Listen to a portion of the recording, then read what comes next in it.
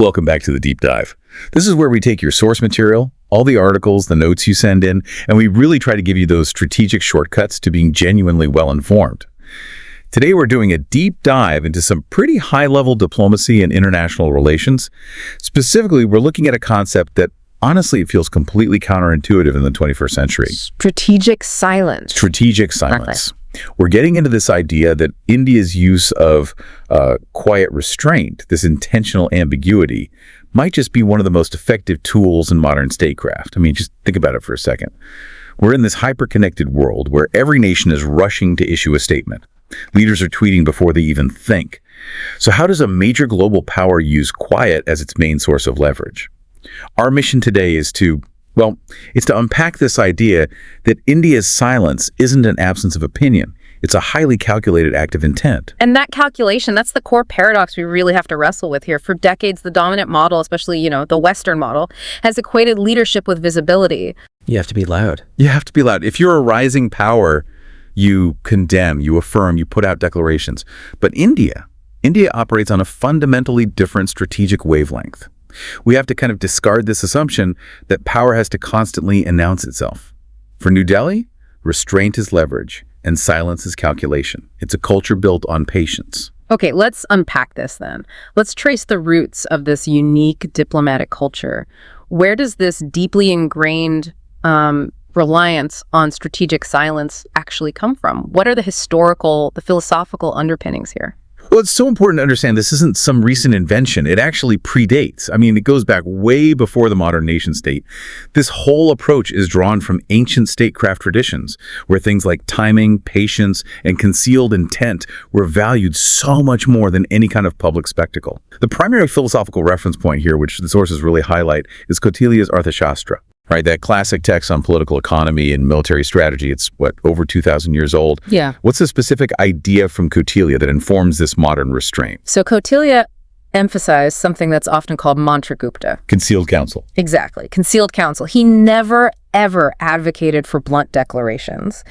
The core philosophy was all about adaptability and, crucially, avoiding the early revelation of your ultimate goals.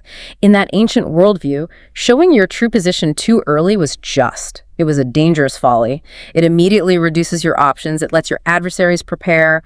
A wise king or, a wise state has to hold its cards close, not just in a negotiation, but in defining its whole position on global issues. So it's like an institutionalized distrust of over-communication. How did that ancient instinct of mantragupta transition? How did it carry forward into the diplomacy of independent India? It connects directly to the foundational foreign policy of non-alignment, which was established, during the intense pressures of the Cold War. And non-alignment was, and honestly it still is, often misunderstood globally. People saw it as moral neutrality or just weak fence-sitting. But as the sources really lay out, this was a deliberate act of choosing autonomy in the strategic sense. Walk us through that distinction, neutrality versus autonomy. Sure. Neutrality basically means you don't care who wins, or maybe you don't have the strength to commit. Autonomy means you are strong enough to refuse binary choices. The you're with us or against us model. Precisely. During the Cold War, the expectation was that India, as this major new democracy, would just align firmly with the U.S. bloc. By refusing to be boxed into that U.S. versus USSR dichotomy, India used silence and non-commitment as a tool to preserve its strategic space. It let them engage both powers on their own terms. They could, say, buy grain from the U.S. while getting vital defense equipment from the Soviet Union. Silence, in that context, was the shield that protected their ability to act independently. And that is the definition of strategic autonomy. That instinct, that drive to maintain independent action, it has evolved, of course, but it is still absolutely central to modern Indian foreign policy. That really deepens the concept. It shifts the whole discussion from simple morality to pure, almost transactional strategy.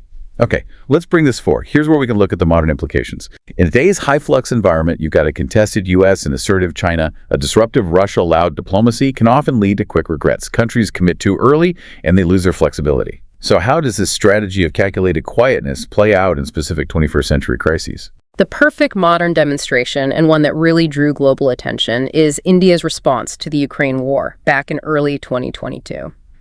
The moment Russian forces entered Ukraine, the world demanded immediate, clear alignment. You are expected to be firmly with the West through condemnation and sanctions, or, openly with Russia through silence and complicity. And India famously did neither of those things. Exactly. India consistently abstained from key UN General Assembly and Security Council resolutions that were seeking to condemn Russia. But, and this is the key part, it did not endorse the invasion. Its language was always calibrated. It always emphasized dialogue, respect for sovereignty, and diplomacy.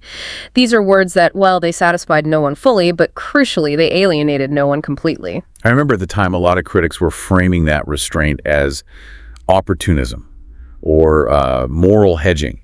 How do we move past that immediate criticism and actually see the calculated strategic payoff? Well, the payoff was tangible and it was immediate.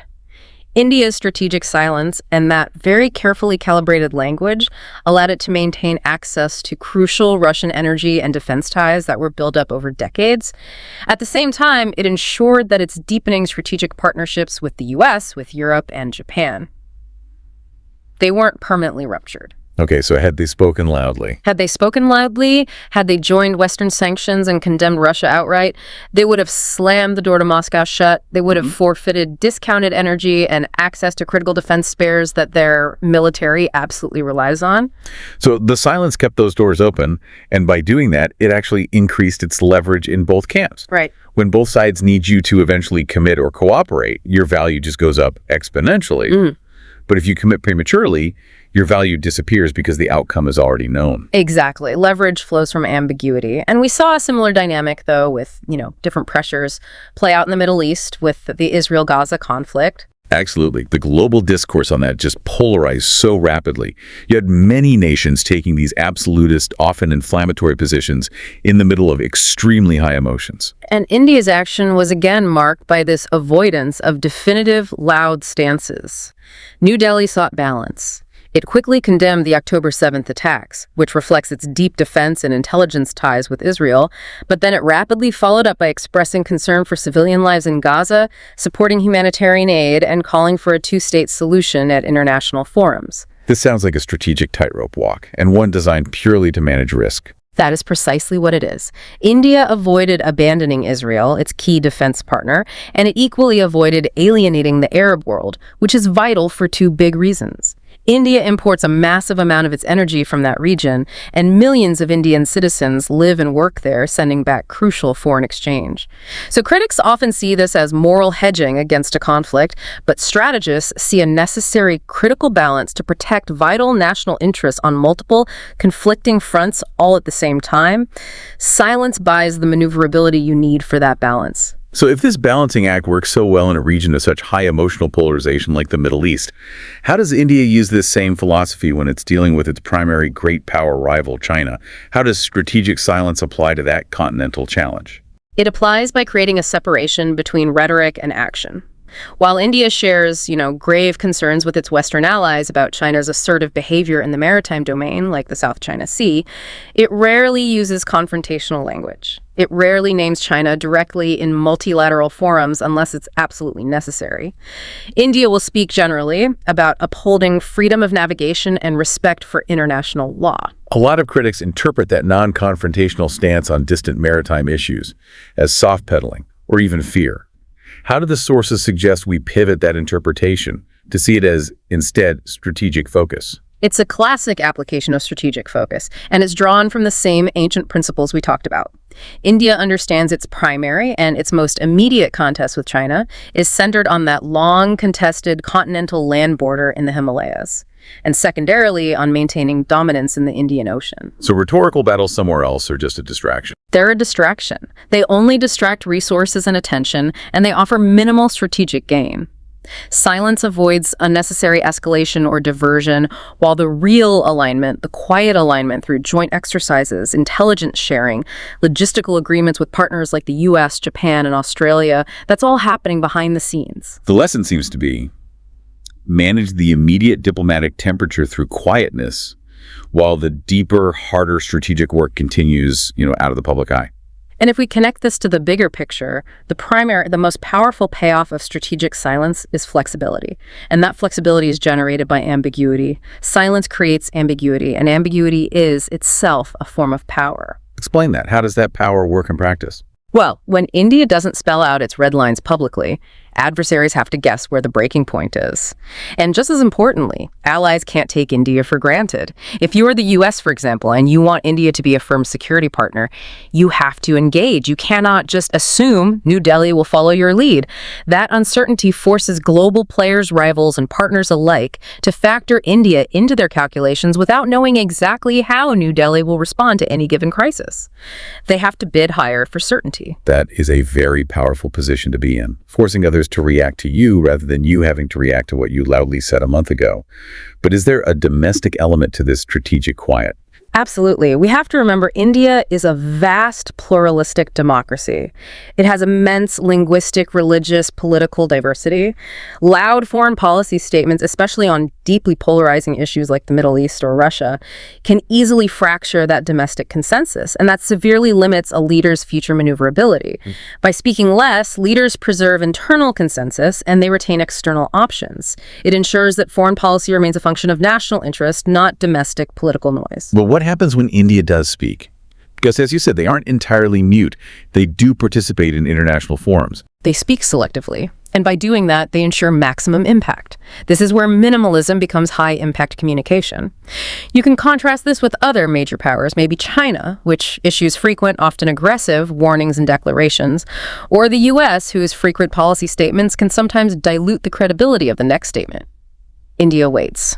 So when New Delhi finally breaks its silence, a single pointed sentence at an international forum can signal intent far more effectively than a lengthy declaration from a nation that speaks loudly every single day. The world listens because it knows that statement is the result of immense deliberation, not just reaction. So if silence is so strategic, what are the significant risks? Because it sounds like you're walking a constant high-stakes tightrope where a single misstep could really damage relationships. The risk is significant, you're right. Silence is not without cost. In our hyper-connected information environment, media narratives, and foreign policy experts, they often fill that information void. They frequently frame restraint as opportunism or moral failure or even cowardice. And crucially, allies can easily mistake quietness for unreliability. They start to question whether India will actually show up when needed during a real crisis. That seems like a pretty serious diplomatic hurdle. Yeah. How do they counter that perception of unreliability? They manage it by making sure strategic silence is always supplemented by quiet diplomacy and consistent action behind the scenes. That quietness on the world stage allows the foreign ministry, the defense chiefs, the intelligence agencies to operate consistently and reliably with partners without the pressure of a public spotlight. They prove their commitment through consistent action, not through rhetorical promises. And what's the end game here? If they're choosing this long arc over the immediate moment, what are they building toward in the next 10 or 20 years? India's goal, ultimately, is gradual influence, steady integration, and secure strategic autonomy. It's not about taking on premature hegemonic burdens that would require them to go around policing global crises. Silence buys time. And time allows capacity economic, military, diplomatic to grow without undue external pressure or expectations. That capacity, eventually, it translates into undeniable power. This strategy reflects a deep philosophical valuing of institutionalized patience and confidence. It's a belief that favorable outcomes matter more than transient global applause. India doesn't need to overturn the global order overnight. It wants to quietly and surely shape it. To sum up our deep dive then, the core takeaway is pretty clear. India's strategic silence is really institutionalized patience and confidence. It provides the space to maneuver and to shape outcomes quietly. And it actively defies this expectation that rising powers have to be rhetorically assertive and constantly visible to be taken seriously. What's so fascinating here is that India's approach really demonstrates a critical lesson for statecraft globally. Effectiveness does not require constant visibility. Real power, the kind that lasts and builds leverage, it doesn't need constant validation from the global press or from international forums. And that leaves us with this final provocative thought for you to explore. In a world that is completely addicted to noise, the nation that makes others wait for its words often holds the real power. So why, despite that profound and deliberate silence, is everyone still listening? Thank you for joining us on this Strategic Vanguard podcast. If you found value in this analysis, don't forget to like, share, and subscribe to our channel. We bring you fresh podcasts every Monday here on YouTube and Rumble, and you can also catch the audio versions on Spotify and Amazon Music. Just search for Strategic Vanguard Podcast. For more insights, articles, and discussions, subscribe to our blog at strategicvanguard.com. Your support helps us grow and bring you more in-depth analysis on defense, geopolitics, and strategy. Until next time, stay informed, stay strategic.